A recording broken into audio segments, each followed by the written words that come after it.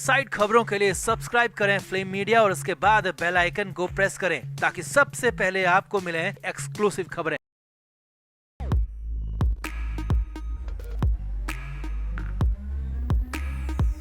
झारखंड से लेकर दिल्ली तक हर तरफ ईडी की जांच और गिरफ्तारियों का भोकाल दिखाई दे रहा है। जहां झारखंड में हेमंत सोरेन और दिल्ली में केजरीवाल मुख्यमंत्री रहते हुए गिरफ्तार हुए, वहीं ईडी के समन ने महाराष्ट्र में भी कोहराम मचा दिया है। उद्धव ठाकरे की पार्टी के एक लोकसभा प्रत्याशी को मिले ईडी के समन के बाद तो उद्धव की पार्टी में भयंकर बगावत हो गई है। एक एक कर 8 लोकसभा कैंडिडेट ने चुनाव लड़ने से ही मना कर दिया है। हद तो तब हो गई जब उद्धव ने मातोश्री में इमरजेंसी मीटिंग बुलाई, मगर इस मीटिंग में ये 8 लोकसभा प्रत्याशी पहुँचे ही नहीं और नाम वापस लेने तक को कह दिया। तो क्या है पूरा मांजरा? उद्धव की पार्टी में हुई इस बगावत की क्या है असल वजह, आपको भी बताते हैं। आप भी वीडियो को शेयर करें और अपनी राय कमेंट बॉक्स में जरूर दें। तो उद्धव ठाकरे ने हाल ही में 17 लोकसभा सीट के लिए अपनी पार्टी के प्रत्याशियों के नामों का ऐलान किया था। उद्धव ने इन नामों के ऐलान के पहले कांग्रेस की नाराजगी मोल ली, शरद पवार का गुस्सा झेला, प्रकाश अम्बेडकर का साथ खो दिया, मगर फिर भी उद्धव ठाकरे ने दम दिखाते हुए 17 सीटों के लिए अपने कैंडिडेट्स का ऐलान कर दिया और एक तरह का सिग्नल दे दिया कि वो लोकसभा चुनाव में अकेले ही मैदान में उतरेंगे।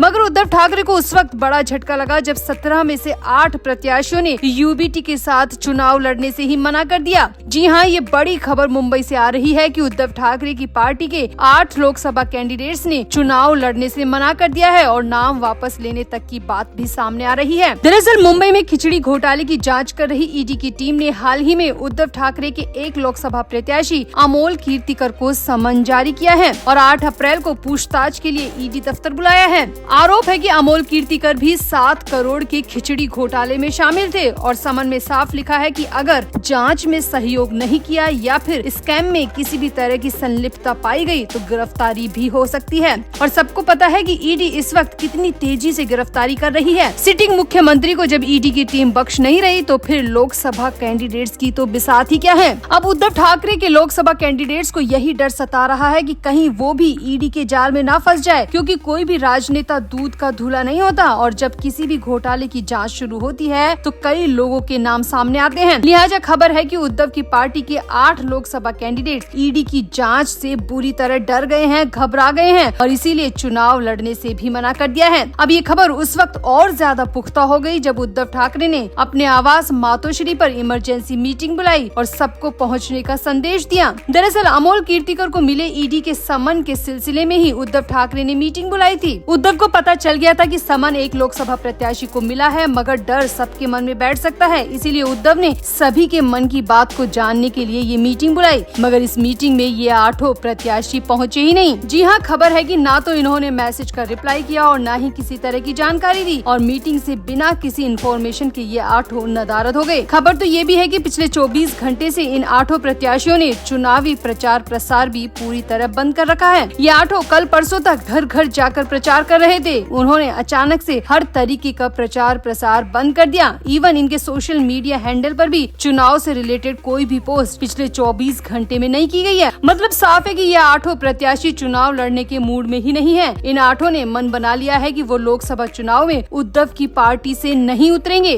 तो क्या उद्धव के कैंडिडेट्स को जेल जाने का डर सता रहा है? आखिर क्यों अचानक चुनाव न लड़ने का ऐलान कर दिया? चुनाव से ठीक पहले उद्धव के लिए ये कितना बड़ा झटका है और क्या अब उद्धव ठाकरे को मजबूरी में इन 8 सीटों पर नए उम्मीदवार का ऐलान करना पड़ेगा? आप भी अपनी राय कमेंट बॉक्स में जरूर दें और वीडियो को भी शेयर करें।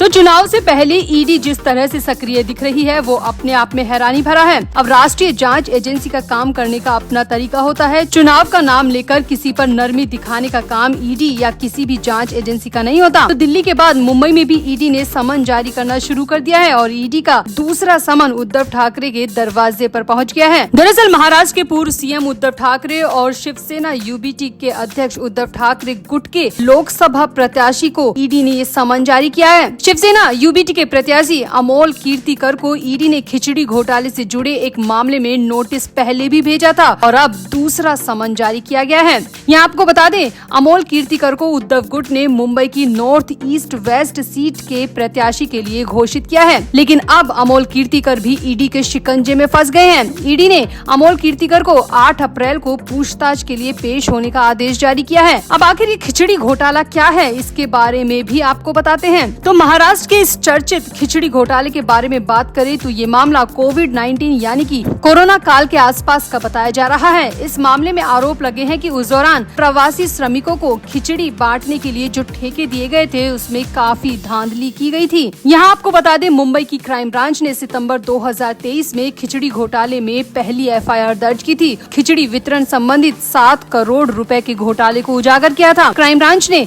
इस मामले में संलिप्तता के चलते अमोल कीर्तिकर समेत कई व्यक्तियों के खिलाफ एफआईआर दर्ज की थी और इसी मामले में अब ईडी ने जांच आगे बढ़ा दी है। ईडी ने अमोल कीर्तिकर को पहला समन पहले ही जारी कर दिया था और अब दूसरा समन जारी कर दिया है और 8 अप्रैल को पूछताछ के लिए मुंबई के ऑफिस में पहुंचने के आदेश जारी किए हैं। अब अमोल कीर्तिकर कौन है ये भी आप जान लीजिए। तो यहाँ आपको बता दें, अमोल कीर्तिकर के खिलाफ पहले भी ईडी का समन जारी हुआ था और अब ये दूसरा समन खिचड़ी घोटाले में उन्हें मिला है। ऐसे में उनकी मुश्किलें कथित भ्रष्टाचार के मामले में बढ़ती जा रही है। यहाँ आपको बता दें, अमोल कीर्तिकर एकनाथ शिंदे गुट से जुड़े दिग्गज नेता गजानन कीर्तिकर के सगे बेटे हैं और वर्तमान में वो उत्तर पश्चिम सीट से लोकसभा सांसद भी है। अब भले ही अमोल कीर्तिकर के पिता एकनाथ शिंदे गुट से जुड़े हैं, लेकिन अमोल कीर्तिकर खुद उद्धव ठाकरे गुट से जुड़े हैं और इसीलिए अमोल कीर्तिकर को उद्धव ठाकरे ने अपना लोकसभा प्रत्याशी भी बनाया है। लेकिन लोकसभा प्रत्याशी बनाने के तुरंत बाद ही ईडी का समन मिलना उद्धव ठाकरे के लिए बहुत बड़ी मुसीबत लेकर आ गया है। यहाँ आपको बता दें, अमोल कीर्तिकर की हाल ही में उद्धव ठाकरे ने north west Mumbai Lok Sabha seat के लिए उम्मीदवारी घोषित की थी, लेकिन अमोल कीर्तिकर की इस उम्मीदवारी के लिए इंडिया गठबंधन में कई तरह के विवाद हुए थे, कई तरह की नाराजगी जाहिर की गई थी। इंडिया गठबंधन में सबसे ज्यादा कांग्रेस नाराज थी, क्योंकि कांग्रेस इस सीट से अपने चर्चित नेता संजय निरुपम को उतारने की तैयारी कर रही थी, लेकिन उद्धव ठाकरे ने अचानक अपनी लिस्ट जारी कर दी और इस सीट से अमोल कीर्तिकर को उतार दिया, जो कि कांग्रेस के लिए झटका था। लेकिन अब उद्धव ठाकरे के लिए ईडी का झटका आ चुका है। अब उद्धव ने जिस अमोल कीर्तिकर के लिए कांग्रेस की नाराजगी मोल ली, अब उन्हीं अमोल कीर्तिकर पर भी ईडी का शिकंजा कसता जा रहा है। तो ईडी का ये समन उद्धव ठाकरे की कितनी मुसीबत बढ़ाएगा? चुनाव से ठीक पहले क्या उद्धव को कमजोर करने के लिए ये सब हो रहा है, या फिर ईडी की जांच में जो संदिग्ध है उस पर शिकंजा कसा जाना बेहद जरूरी है? क्योंकि घोटाला चाहे कोई भी करे, ईडी की नजर में सब बराबर है, सब आरोपी हैं। आप भी इस मामले पर अपनी राय जरूर दें और वीडियो को भी शेयर करें।